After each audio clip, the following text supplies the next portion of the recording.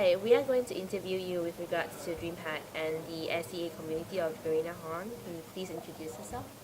Laura Baker, Director of Marketing for NAEU. Phil Haller, the Director of Esports for Heroes of New Earth. And Dion Voss, the Director of Regional Operations. Okay. Congratulations on organizing such a huge event on DreamHack Summer 2012. You guys have been very successful with the past events. Do you feel like there has been any difference in the experience that you guys have upon running this tournament as compared to the last? And what milestones have you guys reached through all this? Well, I think for DreamHack Summer 2012, we came in a lot more prepared than we have in the previous tournaments. Obviously, the scale is a little bit larger, not only in prize pool, but also in the fact that we are paying to bring the teams out here, both S2 Games and Garena, in partnership to have their regional teams represented here. And so logistically, it was a little more difficult than what we're usually accustomed to with DreamHack. But I think that we definitely got our stuff together and pulled it off relatively well. Okay. What do you think was the biggest issue you guys faced with the preparations of DreamHack? Do you guys plan to have more international participation in DreamHack Winter? You want to take that? Sure. Definitely. We created DreamHack with it having longevity, or hopes of having it have longevity. So the next DreamHack Winter, we also hope to do DreamHack again and have more international teams at that time. So We plan to have Korea, Latin America by that time. Hopefully we can have both of them included, and maybe continue to do a couple teams from Southeast Asia, or and one from CIS or whatever. It depends on, of course, the growth and and how successful the event. We saw the same two teams coming out first and second place in the last DreamHack. In your opinion, what team has a favorite tag, and what team can be considered a dark horse surprise with the influx from the SEA teams and CIS teams as well?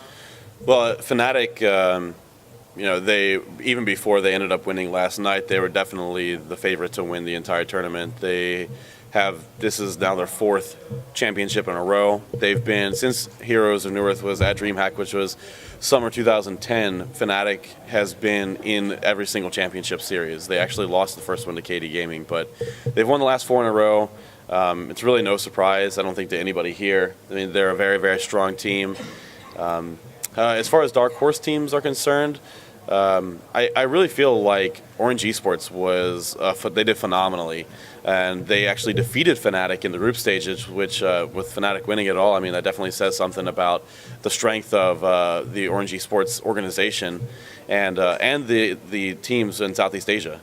So I would definitely like to see them be more active in the international community, competing in more of the NAEU events when they have time, because I think that with more experience with the current meta game and the way that the game is played on the international scene, that they can put themselves in a very good position. Individually, they're one of the most talented teams that I've ever seen. Yeah, I talked to many of the players, and a lot of the players all made compliments to the Orange team, stating that they were skilled, high-level skilled. Like, they were unbelievable. Even Fnatic Nova came to me just recently and said he was amazed at the skill level of the Orange Esports team. Just a couple mistakes here and there, and they could definitely be the dark horse next year, or in DreamHack winter.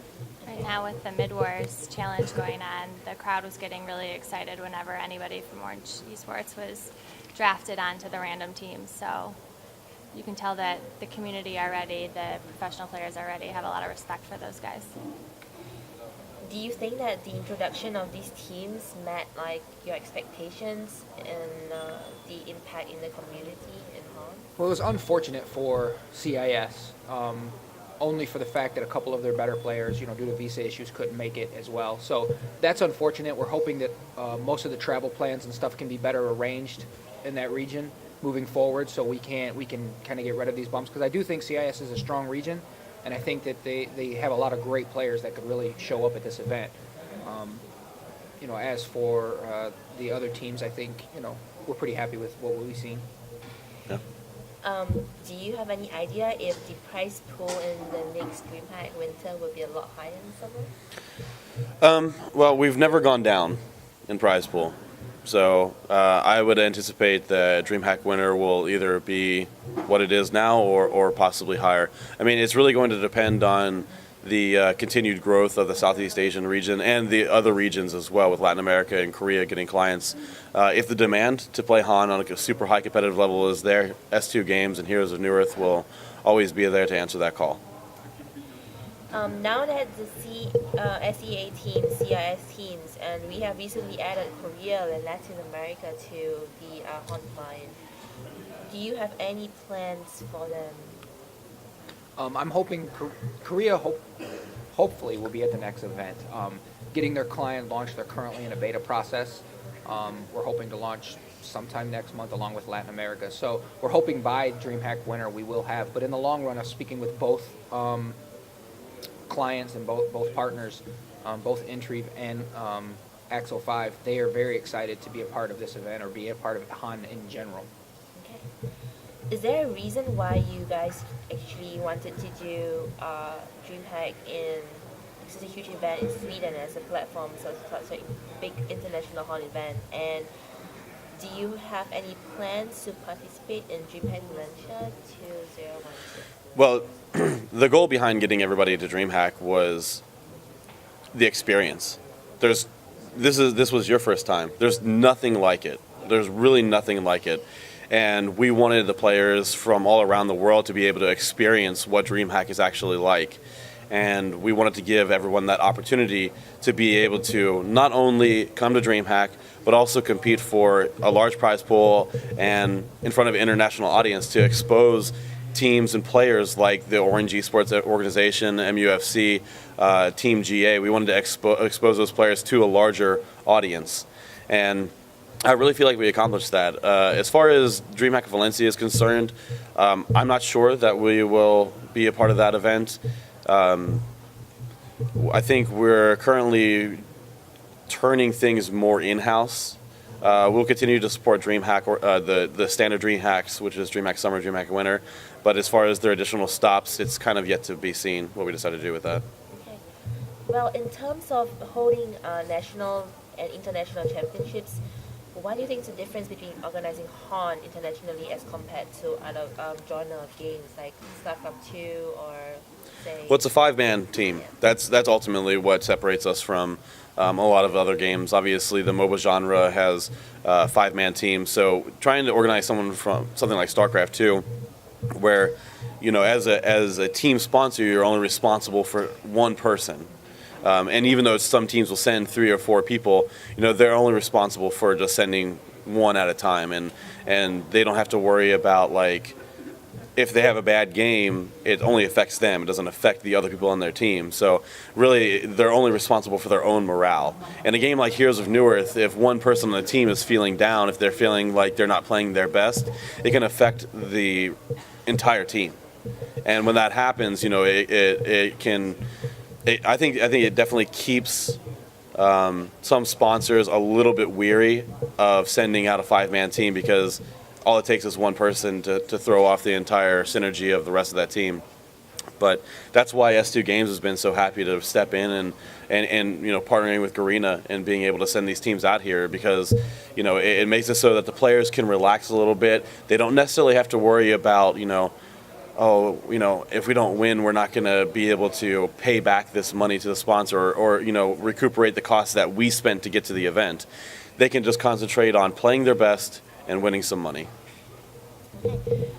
With regards to the current running tournaments in Z, mainly the Thailand Star League, the recently launched Malaysian National Han Championships, and previous DYA. What do you guys have to think about it, and do you guys have any opinions or input or? Well, I don't know about Phil's opinion, but being director of regional operations, I have to keep a pretty good close eye on what's going on in that region. I'm very excited. I was actually at the last Thailand game show, and I'm very excited to see Thailand's growth currently happening, and I'm very excited to see some of the players come out of Thailand. You have Singapore, which won that event. I believe a Singapore team won the event. So I was kind of wondering where they were. I thought they were going to step up and be at this event. So I'm excited to see the growth in there. And like speaking with a lot of players here, they're excited to see what that region can bring, especially Thailand with all the growth going on in there, and Malaysia's new events that are happening.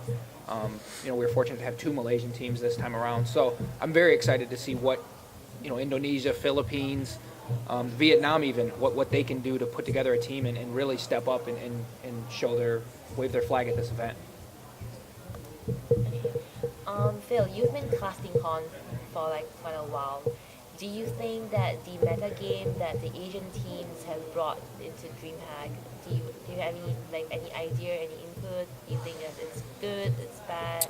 Well, I think that Orange Esports really surprised a lot of people with some of the strategies that they had. Watching how, in fact, all the 2 SEA teams and the CIS team, how they played, the heroes that they picked, and the lanes that they ran were definitely a lot different than what we're typically used to seeing in the international scene.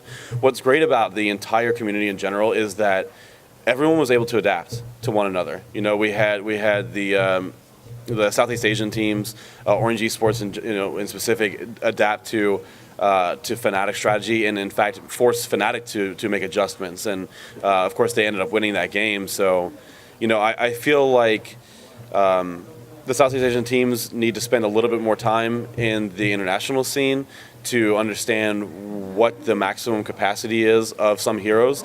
But I also feel like the international teams can benefit greatly from spending time with the Southeast Asian and CIS teams, because there's a lot that they can learn, because there are ways that Orange Esports, for instance, utilized heroes that we had never seen in the international scene before. So that's one of the things that's really great about this event, is that it allows teams to learn from one another, see the strengths of heroes in a different way. Thank you for your time. We're really happy to have you here. Would you please send your greetings to